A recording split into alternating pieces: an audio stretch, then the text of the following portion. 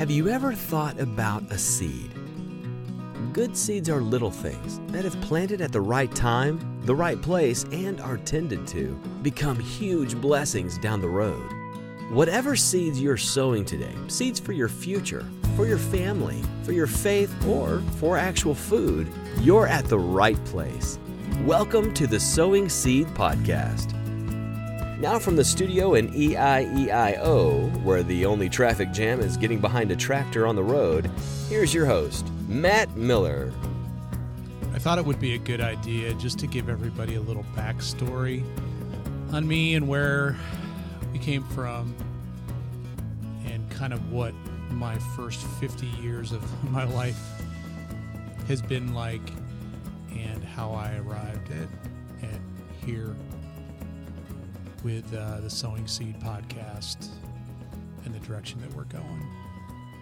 I grew up in the Chicago area to a couple of parents that were both teachers, and so I grew up in that environment my entire time when I was at home through high school. Was always trying new things, was always active in sports and in music. I sang in church choir from a very, very early age and have always loved to sing. Was in, I think, 12 different plays and musicals in high school, as an example, on top of lettering and football, running track, and being in the top 10 of my high school class when I graduated. Anyway, I didn't quite know what I wanted to do with my life, and a good friend of my dad's happened to run into Dad and I at an art show one weekend. He was a liaison officer for the Air Force Academy and essentially was a recruiter for the Academy. And he asked me what my plans were, where I was heading, and I told him I had no idea. At the time, I thought maybe I would apply for ROTC. The only school away from home that I had thought about maybe going to for some reason was Iowa State, because I was thinking about possibly being an engineer. Anyway, he said, well, have you ever thought of the Air Force Academy? And I said, no. I said, what is that? And he said, well, it's essentially the equivalent of West Point in the Army or Annapolis in the Navy, but it's the Air Force. And it's a 4-year school. It's equivalent to a 4-year full ride scholarship. In exchange for your education in those 4 years, you have an obligation of at least 5 years commitment as an officer in the Air Force upon graduation. Well, my number one motivator was to go to school away from home. Many of my friends went to Northern Illinois University, NIU, which was where my parents went to school.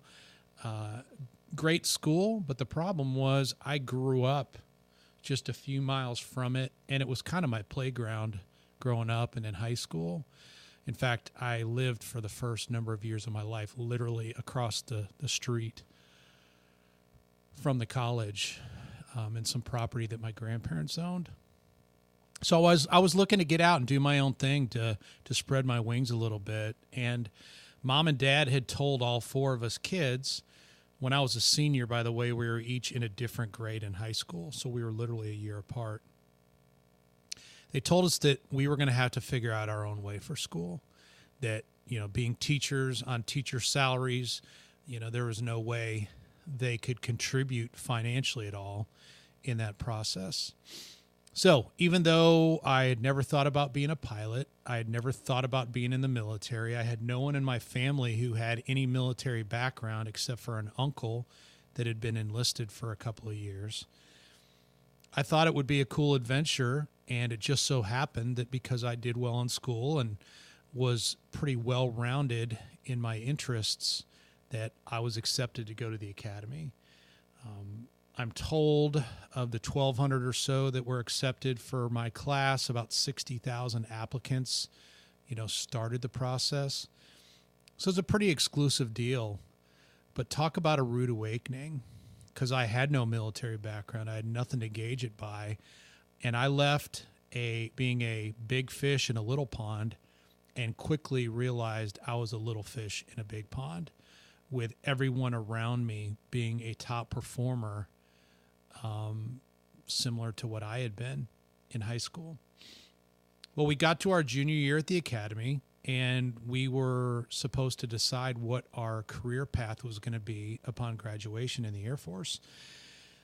I didn't really know what I wanted to do. I wasn't one of those guys that wanted to be a pilot like all my buddies. But I found out through the grapevine that if I was medically qualified to fly, meaning there weren't any major medical issues, my eyes were at least 20/20, and didn't want to fly or be a pilot, then I had to go talk to the 3-star general, the superintendent in charge of the academy, and explain to him why I didn't want to be a pilot. And so I literally chose to go to pilot training because I didn't want FaceTime with a 3-star general. The next choice was, where do I want to go to pilot training? And that was all decided based on order in our class, not only GPA, but also MPA, or military performance average. And while I did not do well in school academically, I always joked that I was the top of the bottom half of my class. I think I had like a 2.65 when I graduated. I did pretty well militarily, and so I had my choice of going pretty much anywhere for pilot training that I wanted. Williams Air Force Base in Phoenix was the top choice for most. It was the best location. It was kind of the garden spot. Other options were Lubbock, Texas, and Reese Air Force Base, Del Rio, Texas, Enid, Oklahoma, and Columbus, Mississippi. None of them really garden spots. But in my backwards thinking, I was like, you know what? I don't want to go to Phoenix and Williams Air Force Base because that's where all the studs are going to go. So I'll go to the next best, in my opinion, which was Lubbock and Reese Air Force Base. The competition wouldn't be as tough. I heard Texas women were beautiful and had always wanted to go to Texas. So I ended up going to Reese and spent a year there in pilot training. The early days were really, really rough. As I mentioned, did not do extremely well in school. I don't have a mechanical bone in my body. So understanding how engines and electrical systems or hydraulic systems or all those types of things, I just don't understand. I don't get it. And so initially, pilot training was really, really difficult just because it's not just about flying. It's about understanding the airplanes, its systems, etc. But after a while, I started to get a hang of things, and I was blessed with very, very, very good hand-eye coordination. And once we got to our second 6 months of training, most of which was spent formation flying, I went from being near the bottom of my class to being near the top of my class just because my hand-eye coordination was so good, and I just had a knack for formation flying.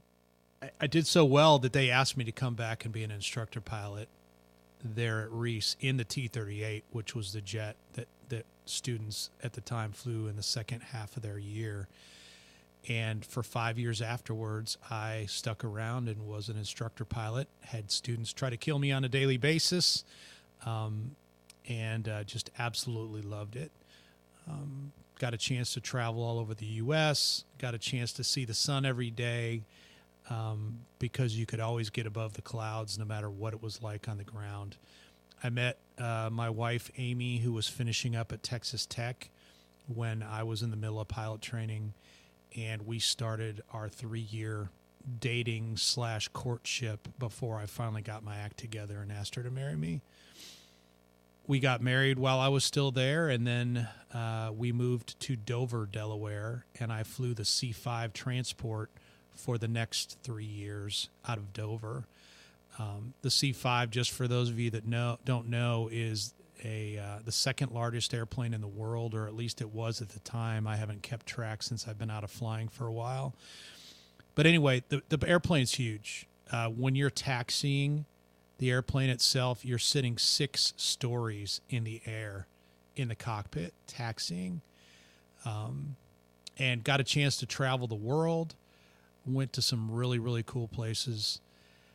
But along the way, I got the bug for entrepreneurship. I had a buddy who had reached out to us about some multi-level marketing. We chose to get involved and were for a number of years. And that's when my entrepreneurship juices started flowing. And before long, I realized that I didn't like being told what to do, and the military wasn't a very good place for that, and that I could make a lot more money, in my opinion, on the outside than I could just letting the clock tick by with time and grade in the Air Force. So when my commitment was up in 1998, I got out of the Air Force. We had my oldest son, Zane. By then, he was about 1. And we knew we wanted to get back closer to one of our families. Amy's family was in the Houston area. Mine was still in Illinois at the time, outside of Chicago. We chose to move to Texas, and I ended up getting a job working for a company called Abbott Labs, selling hospital diagnostic equipment for about a year and a half on the northeast side of Houston. I learned really quickly how boring that job could be. I literally just had a route, and I would just go over and over and over again each week to the different hospitals and diagnostic equipments around the northeast Houston area, working on serving and servicing clients that were existing, as well as attempting to sell new product, new equipment, et cetera, to clients and hospitals that we weren't in. And it was the same people, the same thing, day in and day out. And I just got really, really bored and frustrated, and was fortunate to have a good buddy of mine who had started working at a company called Advo. Advo was the nation's largest direct mail company at the time. They were looking for ad executives, and I made the transition to Advo and ended up spending the next 10 years in the direct mail world. Well, about a year in, I had hit a home run when it came to performance. It just so happened that I caught the wave with Dish Network and DirecTV, and they were really starting to utilize direct mail for a lot of what they were doing to grow their businesses. I ended up partnering with about 20 or so satellite dealers around the Houston area, and my numbers just absolutely blew up. And I ended up that first full year being number 2 in the country out of about 750 sales reps in sales. Talk about being on top of the world. So being able to ride that wave and, of course, take what I'd learned at Abbott, what I'd learned in the MLM world, and also the discipline, et cetera, that I learned in the military, it all came together to allow me to do pretty well. But after that year, my boss thought that I was got a little bit too much recognition, and I think she also thought that since I had so much business coming my way that I could carry a bunch more quota for the entire office to lighten things up for others on the team. And so while the average rep in the office had a 5 to 10% quota increase, I had a 92 or 93% increase.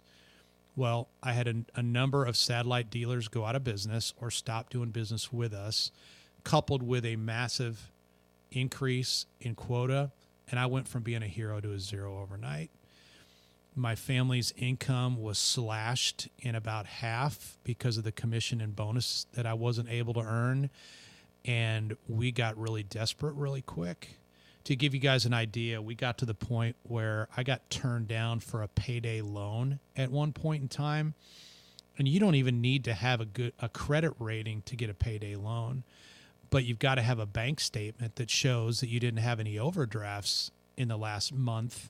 And I had 3 $35 overdraft fees on our checking account. So I got turned down for that. My wife and our 3 kids have birthdays all within a month of each other in late August and September. and we couldn't afford birthday cake and couldn't really afford to do a whole lot of anything for the kids except for necessities. In fact, York peppermint patties ended up being our birthday cake, and we still call them birthday cake today as a reminder of where we came from. Anyway, I knew I couldn't work my way out of that hole based on the comp plan and what was possible. So that's when I really started getting busy trying to figure out the whole entrepreneurship thing. I collected aluminum cans. I sold used books on Amazon and half.com and Libris and a Barnes & Noble and a bunch of other sites back before selling on Amazon was cool. But I had also read Robert Kiyosaki's book, Rich Dad, Poor Dad, and I had bought into his whole idea of passive income. And so I was always looking for that angle, for that opportunity that would allow me to generate income without having to be there all the time, much like musicians or authors, that type of thing. I couldn't afford the real estate angle like Kiyosaki talks about in his book because we couldn't even afford our own house at the time, let alone afford rental properties. But a good buddy of mine from church one Sunday mentioned gumballs and gumball machines, and that got me thinking. And over the next month or so, I taught myself and learned and studied up on the basics of vending. And about 13 years ago, so this would have been in, 2004, 2003 time frame, I bought my first used candy and gumball machine on eBay from a guy across Houston, and I set out trying to figure out and to teach myself vending. I cobbled together a business over that first year and a half. I had about $100 to start, and it reinvested every last penny and every last penny that I could come up with otherwise into equipment and into growing. And within a year and a half, I had about 125 locations around Houston. I had ventured into toys and temporary tattoos and stickers by that time as well. And then 07 and 08 hit. The market tanked. People stopped frequenting many of the businesses where I was had equipment, and our revenue dropped off, and I was frustrated. And right around that time, several young kids came knocking on my door selling stuff for the local school fundraiser. And that's where the idea of School Spirit Vending, the franchise company that I founded in October of 07, was started. We began a test at that point, and the rest is history. Fast forward to today, I am approaching the 7-year point of being a full-time entrepreneur. I was able to walk away in 2011 in January from my advertising career after a decade. Walked away. We bought our first house. We moved to Central Texas out here in what I call EIEIO, southwest of Fort Worth by an hour or so. Bought a little piece of land and started a homestead to teach our kids some life lessons, to learn some life lessons for ourselves, to have some space, to have some peace and quiet, to be able to see the stars at night, to raise our own food as much as possible, not only with a garden and fruit and nut trees that we planted here, but also in raising animals as well. And here we are approaching 7 years here in EIEIO and are truly blessed. So I just wanted to share a little bit to give you some background and some backstory. And the purpose of this podcast is just to share some insights that I've gleaned over 50 plus years of life, to share some insights on success and thought process in business, on the journey to financial freedom and independence, to share some thoughts on faith and family and farming, because I absolutely love to grow my own food and to raise much of what we eat here, and be more sustainable in the process and be as self-sufficient as we possibly can be, knowing where it all comes from and knowing how it all is grown and raised. So anyway, that's a little background. And while I have several other podcasts that I do already, been podcasting here for about 2.5 years, have produced over 300 episodes in 3 different shows, 2 of which are private for our franchise team. One is called the School Zone School Fundraising Ideas podcast, where I talk to school fundraising and resource companies all across the country who spend their time helping schools and supporting schools. And I interview them and give them a forum to discuss and to share what they do in an in-depth way. Sowing Seed, though, is an opportunity for me just to give, to share those insights and wisdom of myself that I've learned over the years, but also that I hear or glean from the reading, from the listening, from the associations that I have in my life. And it's my hope that this podcast will be an inspiration to you, that you will find something in it that is worth listening to on a regular basis. I don't have all the answers. I don't know it all. I'm still learning every single day, like each and every one of us is. But we've achieved a level of success that many people can only dream of achieving, and have developed a way of making income that very few have had the opportunity to do. And so, if nothing else, it's my prayer that this makes you think, that it challenges you and your thought process, and challenges you to dig deeper, to think bigger, and to truly find your passion and get to that point in your life so that you can begin not just to be successful, but also to begin to have significance in all that you do. Thank you for listening to the Sowing Seed podcast. If you enjoyed today's episode, please leave us a 5-star review in iTunes or your podcast player of choice. So until next time, go plant the seed you need to succeed.